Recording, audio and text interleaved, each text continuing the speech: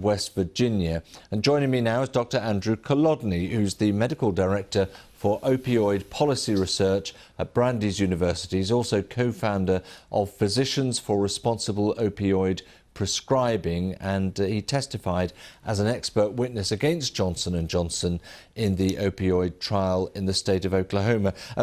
Dr. Kolodny, thanks very much indeed for joining us. It's quite a lot of money, $230 million for one state, so one would expect an awful lot more to be turfed out, and there are many other pharmaceutical companies as well. That's the sort of money you need, isn't it? It is. States, I'd say every state in the U.S. is struggling with the opioid crisis, and it's a very expensive problem. Expanding access to treatment is expensive, and dealing with all of the health and social consequences of an epidemic of addiction is expensive. And it makes sense for states to look at the companies that created this mess for the money to help clean it up. Are you happy enough to see settlements like this? I mean, you're obviously pursuing or interested in these pharmaceuticals going on trial as such, but if the money's made available, that's the most important thing, isn't it? It's not really the most important thing. So first off, $200 million, when you consider the damage that was done by Johnson & Johnson in the state of New York, I think is actually a small sum.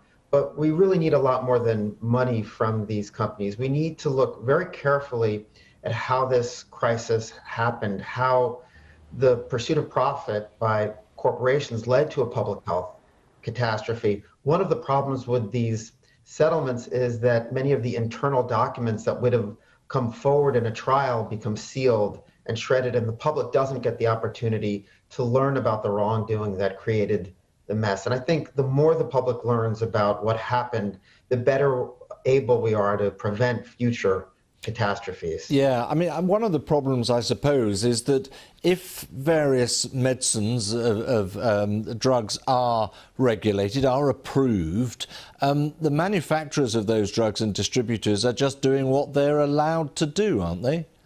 Well, that's their argument. And it is true that it's not just corporate greed that led to this massive loss of life and an epidemic of addiction. There were also serious regulatory failures. For example, the Food and Drug Administration failed to properly regulate the claims that these companies were making about their products. So still, either way, a long way to go. Absolutely.